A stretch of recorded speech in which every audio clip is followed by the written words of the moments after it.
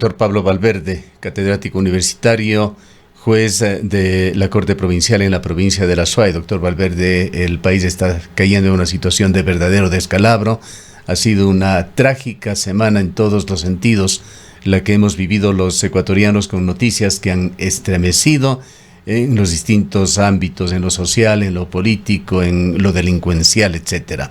Y está de por medio también la cuestionable actuación de la justicia. Hemos dialogado con usted en varias ocasiones sobre estos temas. Usted se ha encargado de señalar de que hay jueces que evidentemente están fallando en el sistema judicial ecuatoriano, pero que no son todos, tampoco son una mayoría. Pero nos lleva nuevamente a preguntarnos esta situación: ¿qué es lo que está sucediendo en Ecuador?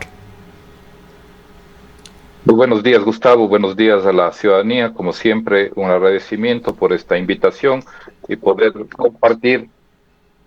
compartir las situaciones de lo que se vive en nuestro país, y obviamente todas las preocupaciones, como bien usted ha presentado durante este noticiero. Esta semana ha sido fatal para nuestro país, llena de malas noticias, desastres naturales, muertes en todo lado, muertes trágicas, muertes de asaltos a mano armada. Es decir, la ciudadanía se ve abocada a una situación de total incertidumbre cuando uno sale en el día a día, qué le va a pasar durante ese día. E indudablemente eso alimenta mucho el tema de la inseguridad, y parecería ser que es a lo que deberíamos volcarnos todos los ciudadanos, es decir, cómo debemos fortalecer la seguridad de nuestro país. Yo creo que todo el mundo deberíamos estar en esa situación para ejecutar todas las acciones que sean indispensables para, de alguna forma, poder restablecer ese clima de tranquilidad que antes había en nuestro país. Vea, la otra alternativa es, usted habrá visto en las redes sociales, por ejemplo, ahora todo el mundo comparte la opinión de lo que es el fenómeno Bukele. Es decir, la gente empieza a apelar a ese tipo de situaciones y dice: el Ecuador necesitamos un gobernante como él, porque definitivamente él ha dado a traste muchas situaciones que se consideran injustas, pero también a la par existen muchas críticas por la violación a los derechos humanos. Entonces, los ecuatorianos nos encontramos en esa paradoja. Es decir, ¿qué es lo que queremos? ¿Queremos un poco abandonar todo el tema de los derechos humanos en la defensa de todos los ciudadanos? Usted dice muy bien, y la ciudadanía indudablemente eso requiere preocupación. ¿Cómo es posible que determinados jueces tengan actuaciones que son actuaciones corruptas y que indudablemente contribuyen a este clima de inseguridad y de desinstitucionalización, y en el que la gente ya no cree en las instituciones jurídicas? Yo creo que el Estado de Derecho ha establecido, como siempre he dicho, los mecanismos mediante los cuales hay que separar a esos funcionarios. Ahora se está trabajando en una mesa de justicia de tal forma que permita que se realice un seguimiento de determinados casos y el Consejo de la Judicatura establezca las medidas que sean pertinentes frente a los jueces que actúan mal. ¿Cuál es la otra alternativa? Nos vamos todos. Esa es la solución. O sea, definitivamente, por la actuación de unos jueces, la ciudadanía creería que deberíamos irnos todos, y entonces, como quien dice, apaga la luz y cierra la puerta. O sea, yo creo que el Estado de Derecho da las alternativas para solucionar todo este tipo de problemas que tienen. Y vea usted, muchos jueces han sido destituidos. El mensaje, ¿cuál debería ser? Que efectivamente el juez que actúa incorrectamente, ese es su destino natural, porque obviamente él se apartó de la Constitución y las leyes de la República, y en su accionar no tuteló los derechos de las personas. Y obviamente eso responde en muchos de los casos a actos de corrupción. Yeah. Pero quisiera definitivamente pedirle su enfoque.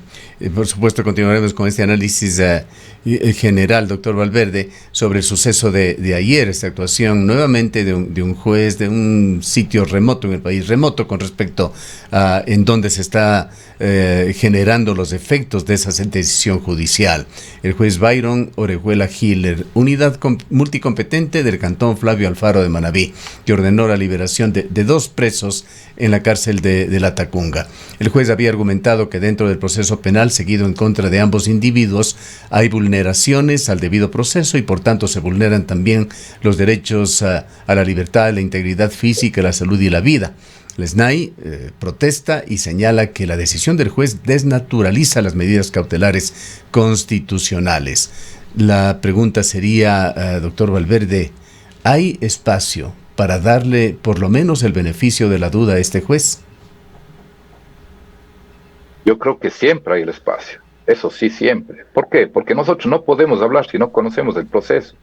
Sería desnaturalizar un enjuiciamiento y ya condenarle y mandarle a la picota, porque asumiríamos de que esa actuación, porque obviamente nos parece que estaría mal, ya está mal. Deberíamos ver el proceso, deberíamos ver cuál es la actuación. Aquí usted, por ejemplo, dice, el juez dice que se ha violentado las garantías del debido proceso. Las garantías del debido proceso en cualquier estado que se diga democrático, peor aún, constitucional de derechos y justicia. Usted hace pocos minutos entrevistó a una persona que fue asambleísta y que fue de los que discutieron la constitución que nos rige. Indudablemente eso se tiene que garantizar a todas las personas. Y una de las cosas que a mí sí me preocupa, y lo he dicho en este medio, es que las acciones constitucionales se las pueda poner en cualquier parte del país. Entonces, allá, por ejemplo, ya enfoquémonos. Pero ya, o sea, creo que es el momento. Esto es normativa secundaria lo que permite esto. No, está en la Constitución de la República. Entonces yo digo, solamente podría cambiarse esta situación recurrente, hablando de los errores ya directamente con una reforma constitucional. Exacto, pero ya tenemos que ir a reformar eso. De lo contrario, sigue abierta esa puerta para que yo me vaya ante cualquier juez. Porque, a ver, Gustavo, potencialmente una persona delincuente que dice, tengo 1000 jueces en el país, ¿dónde puedo yo llegar? Y una vez que descubro dónde puedo yo llegar, vamos con la acción constitucional allá. Eso es lo que hay que acabar. De tal manera que usted diga, a ver, ¿dónde está cumpliendo la pena esa persona? Está en el CRS Turi. Muy bien. ¿En dónde puede poner él? Es en Cuenca. No puede ir a ningún otro lado. Y usted tiene un mayor seguimiento. ¿Y quién tiene la mejor información respecto a esa situación? El juez, donde está esa persona privada de la libertad. Entonces, yo creo que, a ver, ya son 15 años de vigencia de la Constitución de la República. Tiempo suficiente para evaluar y decir si esto está provocando, hay un abuso permanente de esto. Ya pues, pongámosle un coto y seamos definitivos en esto. Pero yo sí digo, repito, decir que ya, porque obviamente parecería ser que dado la calidad de la persona a la quien se le concede la libertad, ya estaríamos frente a un acto donde que definitivamente a esa persona no tiene ningún derecho a las garantías que están en el artículo 76 de la Constitución. Indudablemente que yo nunca voy a estar de acuerdo. Yo soy un juez que precisamente lo que procuro siempre en mis actuaciones es la garantía de los derechos de todos los ciudadanos. Recuerde usted que no se está juzgando a la persona, se están juzgando los hechos que ocasionó esa persona. Y frente a esa situación, ahora, donde que, por ejemplo, vea usted le tiene a un presidente de la República que sale con ciudadanos a decir que se ha mancillado su honor, cuando tenemos frente a lo que ha ocurrido en el Ecuador, cosas gravísimas de las que él se debería preocupar y hacer un trabajo interinstitucional para ir encontrando las soluciones. Quisiéramos preguntarle también su opinión como operador de la justicia. ¿Qué pensamientos le genera, qué le dice a usted ese asesinato de Rubén Cherres cuando él estaba siendo investigado por la Fiscalía en el denominado caso Encuentro, que llega hasta esferas tan altas de la política? Sobre él pesaba una orden de detención emitida en enero por un juez competente. Más allá de las conjeturas, además, ¿qué consecuencias trae este hecho dentro del caso que se investiga? A ver, ayer, por ejemplo, la gente se entera a través de las redes sociales y la gente discute en las redes sociales. Se decía que ese podía ser un falso positivo. Imagínense toda la situación de incógnita que se abre ahí frente a la ciudadanía. ¿Qué deberían hacer los organismos competentes? Yo creo que deberían salir y decir, señores, aquí pasó esto, dar una rueda de prensa, de tal forma que toda la ciudadanía tenga información de calidad, de primera mano. Y se acabaron las conjeturas, se acabaron ese tipo de situaciones. Y explicar detenidamente cuáles son los hechos de esa investigación. Porque indudablemente esto es un tema vinculado a situaciones de corrupción, a situaciones mafiosas, que no le preocupa a la gente que este rato está en Punta Blanca, porque ahí se produjo el asesinato.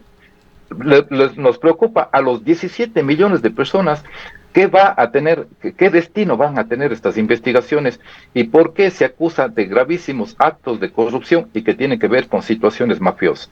Yo creo que eso es un tema nacional y me parece a mí que por responsabilidad pública, como funcionarios públicos frente a todo el país, deberían salir los funcionarios y decir, señores, esto pasó, está comprobada la identidad, y dar cuenta y decir qué pasó con las investigaciones que le estaban siguiendo a él.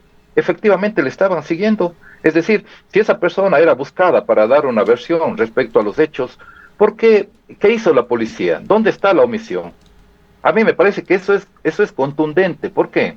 Porque, por ejemplo, a mí me asusta como ciudadano ver, por ejemplo, lo que pasó en Alausí y hacer un retroceso de todo lo que divulgaron los periodistas de Alausí, de cómo estaba la situación ahí.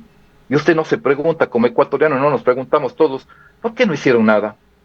¿Por qué no hubo acciones verdaderas para que a la gente que falleció no le ocurriera eso? Desde hace muchísimos años, cuando yo era joven, ya escuchaba que había deslaves en Alausí y en Chunchi y la gente moría ahí. ¿Por qué sigue eso?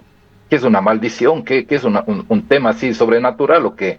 Entonces ahí hay irresponsabilidad y hay falta de rendición de cuentas de los funcionarios que tienen que hacerlo para que definitivamente no vuelva a ocurrir. Vea, a mí me encantaría por parte de que se inicien acciones legales en contra del Estado por las omisiones que se cometieron ahí y todos los daños y perjuicios que produjeron al cantón. Porque esa es la forma de un Estado de Derecho, llevar a los responsables a un proceso y que ahí se determinen responsabilidades y ahí esto va a ser un ejemplo para la ciudadanía de tal forma que cuando usted asuma un cargo público y omita sus responsabilidades, tenga que pagar las responsabilidades de que su omisión ha causado Doctor frente a vidas Valverde, humanas. siendo usted un muy buen observador de la realidad nacional, también quisiera preguntarle sobre otro aspecto, otra faceta de lo que se dio ayer, que parecería ser un efecto más de esa desinstitucionalización que sufre el Ecuador. ¿Cómo ve usted que la confirmación de este hecho, si no la primera información de este hecho, me refiero al asesinato de Cherres, vino de un ex ministro del gobierno del correísmo quien reside en los Estados Unidos? A ver, eso denota que no se necesita estar aquí en el país para tener información de calidad. Seguramente él, por su calidad de exministro, tiene personas cercanas que le permiten estar cercana de esta información. Acuérdese también que él anunció un poco este tema de las mafias albanesas. Fue él precisamente el que se pronunció en ese sentido en las redes sociales y indudablemente, como le dije, este tipo de situación, así como todo lo que está alrededor de ese crimen, despierta muchas incógnitas. Pero yo creo que esa es la forma de que las entidades públicas que son las responsables salgan hoy día, hoy, sábado, y nos digan a los ecuatorianos qué ocurrió, qué pasó, qué dicen las primeras investigaciones, estaban o no esta persona siendo investigada, qué ocurrió, por qué no se le detuvo para las investigaciones. Eso es lo mínimo que nos merecemos los ciudadanos ecuatorianos frente a las graves denuncias. Vea lo que decía Fernando Vega. Estamos en zozobra, estamos en miedo, cada vez encerrándonos más en las casas. Entonces, me parecería ser que estamos viviendo la soledad del ciudadano. Es decir, ya no se vive solo la soledad del poder, de sentirse angustiado, de no saber qué hacer, y ahora nosotros también estamos viviendo la soledad del ciudadano, de que no sabemos qué hacer y qué es lo que nos va a pasar cuando salimos de la casa.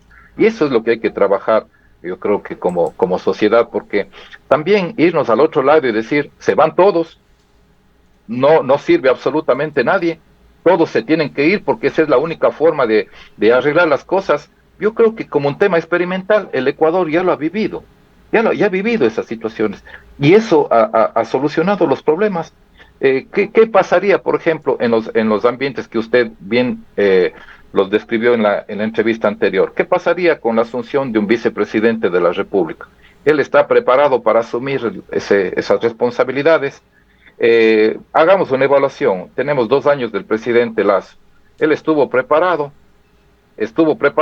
habiendo sido un banquero, estuvo preparado para responder ante la cosa pública y todo lo que eso significa. ¿Por qué el Ecuador no tiene un fondo ya por ley obligatorio para el tema de los desastres? Ya Claro. antes pasaba Vea situaciones usted esa emergentes paradoja que se rara dio vez. en Alausí, un pequeño municipio del Ecuador, que por lo menos organizó un presupuesto y tenía una partida allí para planes de contingencia, para enfrentar cualquier emergencia, pero una partida con $0.